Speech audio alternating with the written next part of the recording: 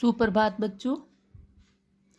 हम पढ़ रहे थे बसंत भाग 1 का अध्याय 2, जिसमें हम बचपन के बारे में पढ़ रहे थे कि बचपन में लेखिका कृष्णा शोभती है, वो अपनी बचपन की बातें शेयर कर रही है। हमें बता रही है कि हम बचपन में क्या क्या करते थे, किस तरह से रहते थे।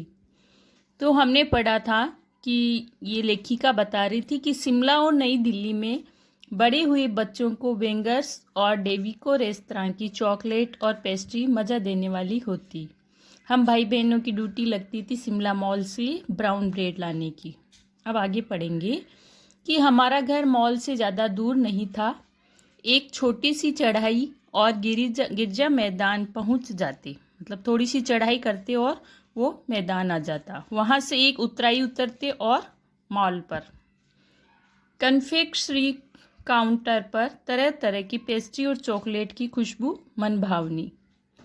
हमें हफ्ते में एक बार चॉकलेट खरीदने की छूट थी, मतलब हफ्ते में एक बार चॉकलेट भी खरीद सकते थे। सबसे ज़्यादा मेरे पास ही चॉकलेट टॉफ़ी का स्टॉक रहता। मैं चॉकलेट लेकर बड़े खड़े खड़े कभी न खाती, घर लौटकर साइन बोर्ड पर रख देती और रात के खाना खाने के बाद बिस्तर में लेटकर मज़ा ले लेकर खाती थी। शिमला के काफल भी बहुत याद आते हैं, खट्टे मीठे, कुछ एकदम लाल, कुछ गुलाबी रस भरी कसमल, सोच कर ही मुँह में पानी भर आए। चेस्टनट एक और गजब की चीज़ है, आग पर भुने जाते हैं और फिर छिलके उतार कर मुँह में। ये चेस्टनट भी जो एक चीज़ है खाने की, जो गजब की चीज़ है, आग पर भूनकर और छिलके उतार कर खाए जाते थे। चने जोर गरम और अनारदाने का चूर्ण। हाँ, चने जोर गरम की पूड़ियाँ जो तब थी वह अब भी नज़र आती है। पुराने कागजों से बनाई हुई उस पुड़िया में नीरा हाथ का कमाल है, मतलब जो हाथ के बनाए हुए पैकेट थे कागज़ के, उनमें डालकर ये चने वगैरह देते थे, जो आज भी मिलते हैं। पुराने कागजों से बनाई हुई उस पुड़िया में नीरा हाथ का कमाल है। नीचे से तिरछी लपेटते हुए ऊपर से इतनी चौड़ी कि चने आसानी से हथेली पर पहुंच जाएं। एक वक्त था जब फिल्म का गाना चना जोर गरम बाबू मैं लाया मज़ेदार, चना जोर गरम उस दिनों स्कूल के हर बच्चों को आता था। कुछ बच्चे पुड़िया पर तेज मसाला बुरकवाते। पूरा गिरजा मैदान घूमने तक यह पुड़िया चलती। एक एक चना पापड़ी मुंह में डालने और कदम उठाने में एक खास ही लय रफ्तार थी। छुटपन में हमने शिमला रिज पर बहुत मज़े किए हैं। छुटपन मतलब बचपन में घोड़ों की सवारी की है। शिमला के हर बच्चे को कभी न कभी यह मौका मिल ही जाता था।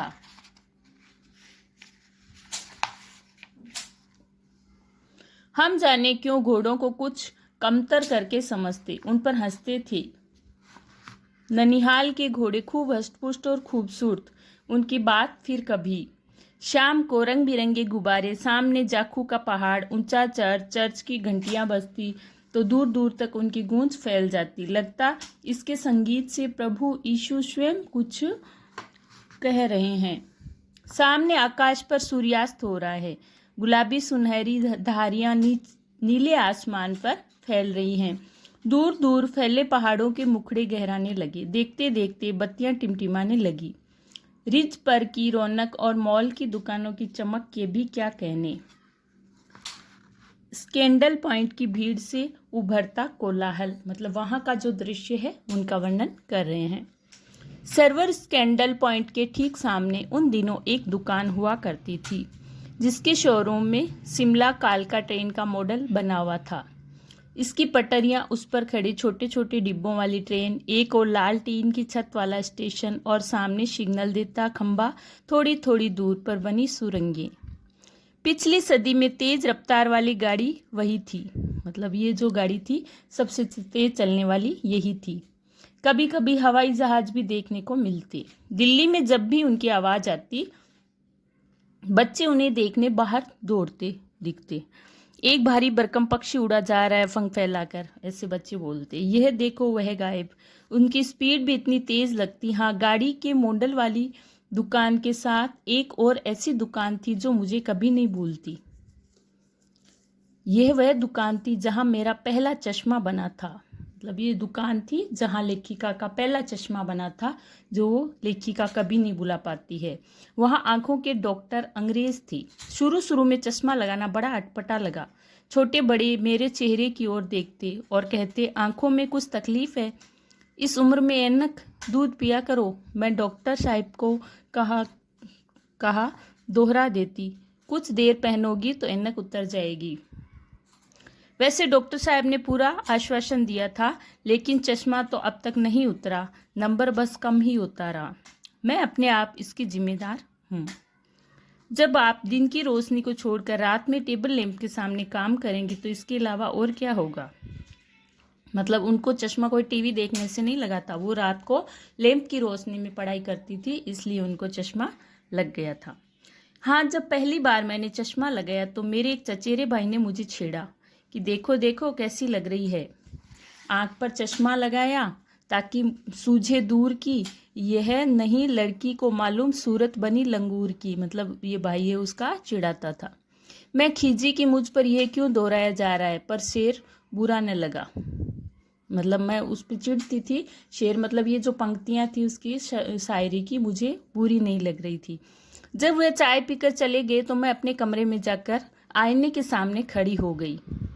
कई बार अपने को देखा, ऐनक उतारी, फिर पहनी, फिर उतारी, देखती रही, सूरत बनी लंगूर की, नहीं नहीं नहीं, हाँ हाँ हाँ।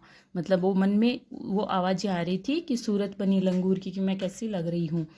मैंने अपने छोटे भाई का टोपा उठाकर सिर पर रखा। कुछ अजीब लगा। अच्छा फिर भी और मजाकिया भी, अच्छा भी और मजाकिया भी लगा था। मतलब वो जैसे आप भी कभी कुछ चश्मा वश्मा पहनते हो, अलग लगते हो, तो बार बार कांच में देखते हो, वैसे लेखिका भी देख रही थी। तब की बात थी, अब तो चेहरे के साथ घुल मिल गया है चश्मा। जब कभी उतरा हुआ होता है तो चेहरा खाली खाली लगने लगता है। याद आ गया वह टोपा, काली फ्रेम का चश्मा और लंगूर की सूरत। हाँ, इन दिनों शिमला में तो मैं सिर पर टोपी लगाना पसंद करती हूँ। मैंने कई रंगों की जमा कर ली है, कहाँ दुपट्टा का ओढ़ना और कहाँ सहज सहल सुबीते वाली हिमाचली टोपियाँ। मतलब अब तो वो दुपट्टा ही पहनना पड़ता है, पहले टोपी लगाते थे। तो ये लेखिका ने अपने बचपन की बातें बताई है। तो ये पढ़कर आपको कैसा लगा, इसको वापस पढ़ना और याद करना। धन्यवाद।